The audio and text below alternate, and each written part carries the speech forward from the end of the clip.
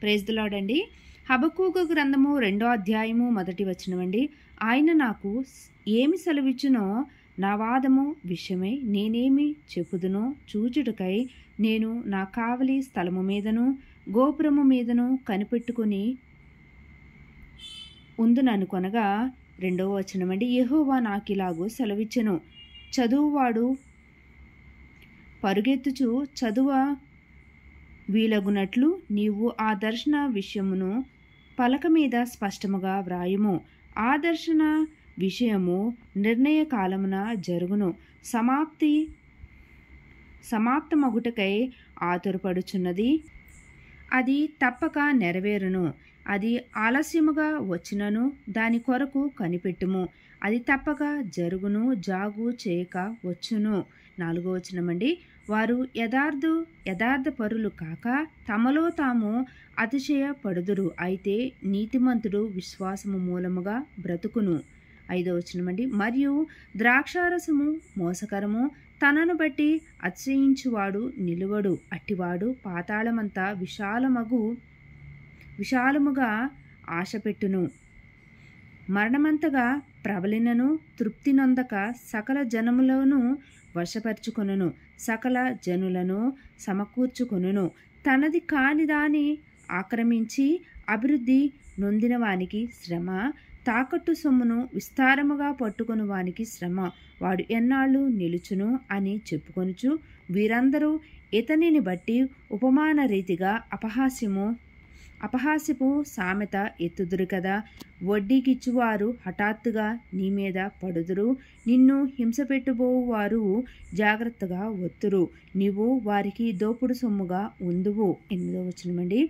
బహుజనముల ఆస్తిని నీవు కొల్లపెట్టి ఉన్నావు గనుక శేషించిన జనులు దేశములకును పట్టణములకును వాటిలోని నివాసులకును నీవు చేసిన నరహత్యను బట్టి బలాత్కారమును బట్టి నిన్ను కొల్లపెట్టుదురు.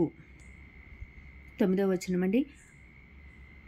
తనకు అపాయము రాకుండునట్లు తన నివాసమును బలపరుచుకొని తన ఇంటి వారి కొరకై అన్యాయముగా లాభము సంపాదించు వానికి శ్రమ.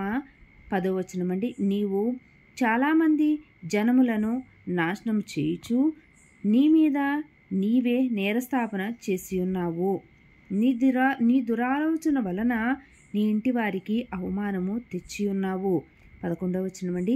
గోడలోని రాళ్ళు మొర్రపెట్టుచున్నవి, దూలములు వాటికి ప్రత్యుత్తరం ఇచ్చుచున్నవి. నరహత్య చేయుట చేత పట్టణమును కట్టించు వారికి శ్రమ, దుష్టత్వము జరిగించుట చేత కోటను స్థాపించు వారికి శ్రమ. 13వ వచనమండి.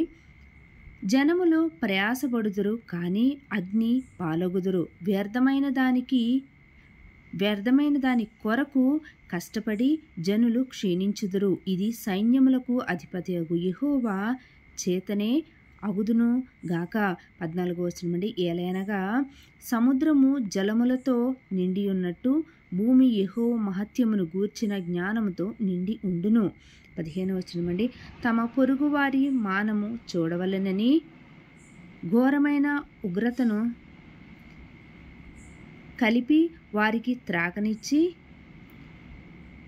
వారిని మత్తులుగా చేయువారికి శ్రమ. ఘనతకు మారుగా అవమానముతో నిండియున్నాను, నీవును త్రాగి నీ మానము కనుపరుచుకుందువు. యెహోవా కుడి చేతిలోని పాత్ర నీకియ్యబడును, అవమానకరమైన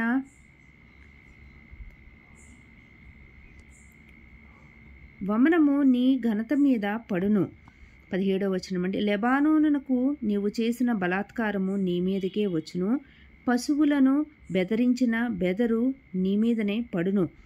దేశములకును పట్టణములకును వాటిలోని నివాసులకును నీవు చేసిన నరహత్యను బట్టి జరిగిన బలాత్కారమును బట్టి ఇది సంభవించును. 18వ వచనమండి. చెక్కడపు పనివాడు విగ్రహమును చెక్కుట వలన ప్రయోజనమేమి? పనివాడు మూగబొమ్మను చేసి తాను రూపించిన దానియందు నమ్మిక ఉంచుట వలన ప్రయోజనము ఏమి? అబద్ధములు బోధించుచు పోత విగ్రహముల యందు నమ్మిక ఉంచుట వలన ప్రయోజనము ఏమి? 19వ వచనమండి. కర్రను చూచి మేలుకొమ్మనియు మూగరాతిని చూచి లెమ్మనియు చెప్పువానికి శ్రమ. అది ఏమైనా బోధింపగలదా?